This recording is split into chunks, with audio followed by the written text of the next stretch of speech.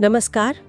आज हम बिहार की राजनीति में जो आजकल चल रहा है उस पर बात करेंगे। जी। खास तौर पर तेजस्वी यादव के कुछ बयान हैं जो उन्होंने अभी हाल में एक इंटरव्यू में दिए, और इससे ना महागठबंधन की रणनीति, उनका कॉन्फिडेंस और आगे के वादों पर काफी कुछ पता चलता है। ये सिर्फ चुनावी बयानबाजी है या कुछ और है इसके पीछे? देखिए, ये बयान अपने आप में काफी दिलचस्प है।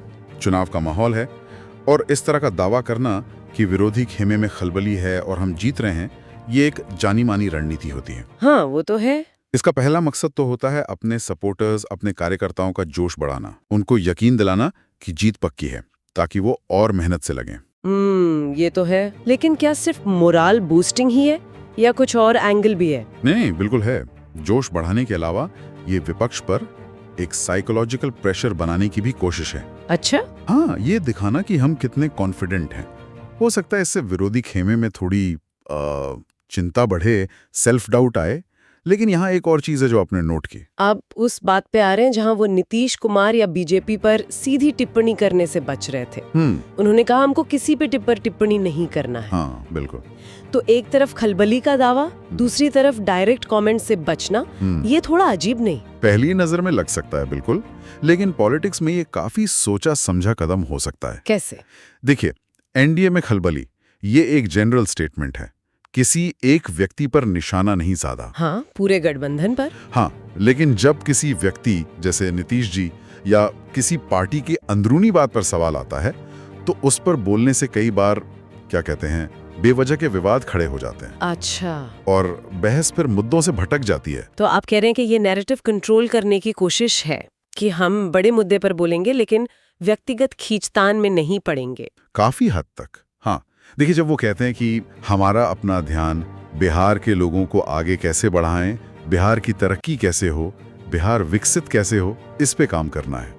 तो वो ये साफ कर रहे हैं कि वो चुनाव किस मुद्दे पर ले जाना चाहते हैं। वो अपनी इमेज एक ऐसे लीडर की बनाना चाह रहे हैं जो डेवलपमेंट पर फोकस कर रहा है, बिहार के फ्यूचर पर, न कि रोज की राजनीतिक तू-तू मैं-मैं में उलझा हुआ। समझी। तो एक तरफ कॉन्फिडेंस दिखाना, दूसरी तरफ मुद्दों पर फोकस रखना। बिल्कुल, ये एक तरह की पोजीशनिंग है, कॉन्फिडेंट ऑपोजिशन लीडर और साथ ही एक गंभीर प्रशासक वाली छवि। ये दिलचस्प है। मतलब आत्मविश्वास दिखाना भी स्ट्रेटेजिक और पर्सनल अटैक से बचना भी उतना ही स्ट्रेटेजिक। लेकिन इन दावों के साथ साथ उन्होंने एक बहुत बड़ा वादा भी किया है, बेरोजगारी वाला। हाँ, वो बहुत महत्वपूर्ण बयान है। हाँ, उन्होंने कहा आगे जो बिहार की जो समस्याएं हैं, बेरोजगारी जैसी, वो 14 नवंबर के बाद से दूर होना शुरू हो जाएगा। इसमें दो बातें खास हैं। एक तो बेरोजगारी जैसा बड़ा मुद्दा उठाया और दूसरा 14 नवंबर के बाद की एक फिक्स डेट दी। पहले बेरोजगारी की बात करते हैं। बिहार जैसे स्टेट के लिए ये कितना बड़ा इशू है और इसे इस तरह उठाना कितना मायने रखता है? देखिए, बिहार के कॉन्टेक्स्ट में बेरोजगारी शायद सबसे बड़ा, सबसे सेंसिटिव और सबसे इमोशनल मुद्दा है। युवाओं की बहुत बड़ी आबादी है, पढ़े लिखे हैं पर नौकरी नहीं है, हताशा है। माइग्रेशन एक बहुत बड़ी सच्चाई है जिसका सीधा कनेक्शन नौकरी की कमी से है। सही बात है। तो जब कोई नेता सीधे इस मुद्दे को एड्रेस करता है और सॉल्यूशन का वादा करता है, तो वो सीधे सीधे वोटर्स के एक बहुत बड़े वर्ग, खासकर यूथ और उनकी फैमिलीज की दुखती रग पर हाथ रखता है। तो ये सिर्फ एक चुनावी वादा भर नहीं है, मतलब एजेंडा सेट कर रहे हैं वो। बिल्कुल, ये उनके पूरे कैंपेन का एक, आप कह सकते हैं, सेंट्रल पिलर या फ्लैगशिप प्रॉमिस जैसा लग रहा है। ये दिखाता है कि वो जनता की सबसे बड़ी चिंता को अपनी पहली प्रायोरिटी बता रहे हैं, और एक ऐसा मुद्दा है जो कास्ट, रिलीजन वगैरह से ऊपर उठकर लगभग हर घर को टच करता है। सही। तो पॉलिटिकली ये एक बहुत पावरफुल मूव हो सकता है। और ये 14 नवंबर के बाद वाली बात, एक खास तारीख दे देना, इसका क्या मतलब निकाले? क्या ये सिर्फ इम्पैक्ट के लिए है या कोई और स्ट्रेटेजी है? ये तारीख कई वजहों से महत्वपूर्ण है। पहली बात, ये इलेक्शन रिजल्ट के फौरन बाद का टाइम है।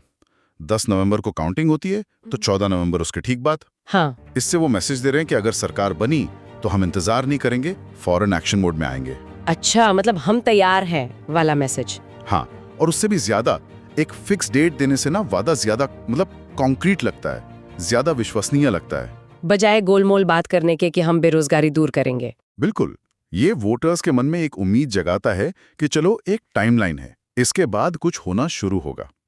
हालांकि यहाँ ये भी नोट करने वाली बात है कि उन्होंने कहा दूर होना शुरू हो जाएगा, ना कि दूर हो जाएगा। हाँ, ये फर्क महत्वपूर्ण है। ये शब्द भी शायद सोच समझ कर चुने गए हैं कि प्रोसेस शुरू होगा, ये नहीं कि जादू की छड़ी घुमाएगी और सब ठीक हो जाएगा। ये बात सही है। शुरू हो जाएगा कहने से उम्मीद भी बनती है और शायद बाद में जवाबदेही के लिए थोड़ी गुंजाइश भी रहती है। बिल्कुल। लेकिन क्या इस तरह की स्पेसिफिक डेट देना उल्टा भी पड़ सकता है? अगर उस टाइम तक कुछ खास होता नहीं दिखा तो? रिस्क तो है, बिल्कुल है। देखिए, पॉलिटिकल वादे, खासकर टाइमलाइन वाले, वो दो धारी तलवार होते हैं। अगर सरकार बनती है और 14 नवंबर के आसपास कुछ ठोस पहल दिखती है तो उनकी क्रेडिबिलिटी बहुत बढ़ जाएगी। हाँ। लेकिन अगर ऐसा नहीं होता या शुरुआत बहुत धीमी होती है तो यही वादा उनके खिलाफ भी जा सकता है। विपक्ष को मुद्दा मिल जाएगा क्रिटिसाइज करने का। हाँ, ये वोटर्स की उम्मीदें बहुत बढ़ा देता है, फिर उन पर खरा उतरने का प्रेशर भी उतना ही होता है।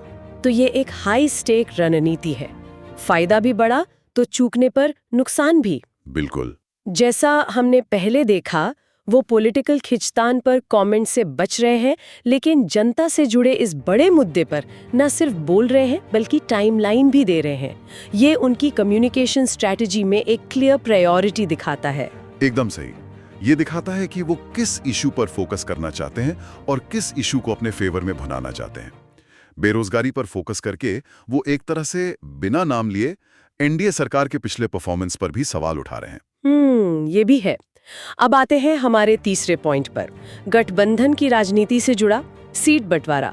ये अक्सर बड़ा सिरदर्द बनता है गठबंधनों के लिए। हाँ, ये तो होता ही है। कई बार तो गठबंधन टूट भी जाते हैं, लेकिन तेजस्वी यादव ने इस पर बड़ी सहजता से बात की। कहा, रहे समझौते की बात, ऐलान की बात, हम लोग जो है जल्द से जल्द जो है ऐलान करने वाले हैं। हमको लगता है कि कल या मैक्सिमम एक आध दिन में जो है इसको हम लोग पूरा कर लेंगे। कोई दिक्कत नहीं है, सब कुछ ठीक है। इस बयान में क्या खास है? देखिए, गठबंधन की पॉलिटिक्स में ना अंदरूनी तालमेल और एकता का मैसेज देना बहुत जरूरी होता है। हाँ। सीट बंटवारा एक ऐसा पॉइंट है जहां अक्सर पार्टियों के बीच की खींचतान खुलकर सामने आ जाती है। हाँ। तेजस्वी यादव का ये कहना कि सब कुछ जल्द से जल्द और एक आध दिन में हो जाएगा, और खासकर ये लाइन, कोई दिक्कत नहीं है, सब कुछ ठीक है। हाँ। ये सब बाहर की दुनिया को ये मैसेज देने की कोशिश है कि महागठबंधन में सब कंट्रोल में है, एकता है और फैसले लेने का प्रोसेस स्मूथ और तेज है। यानी ये उनके उस दावे को सपोर्ट करता है जिसमें उन्होंने कहा था एनडीए में खलबली मची है। हाँ, बिल्कुल। वो दिखाना चाह रहे हैं कि जहां एनडीए में कथित तौर पर प्रॉब्लम है, वहीं हमारा गठबंधन सॉलिड है और फैसले ले रहा है। सटीक। ये एक तरह का कंट्रास्ट दिखाने की रणनीति है। एक तरफ विरोधी खेमे में खलबली, दूसरी तरफ अपने खेमे में सब कुछ ठीक है। इससे वोटर्स और पॉलिटिकल एनालिस्ट्स के बीच ये इमेज बनाने की कोशिश होती है कि महागठबंधन एक स्टेबल और मजबूत ऑप्शन है।